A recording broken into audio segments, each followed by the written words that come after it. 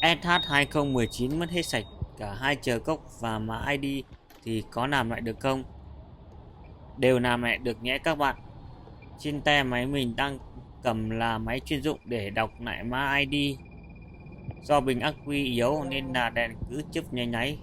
Máy đọc ra được mã ID xong, mình tiến hành nhập vào xe.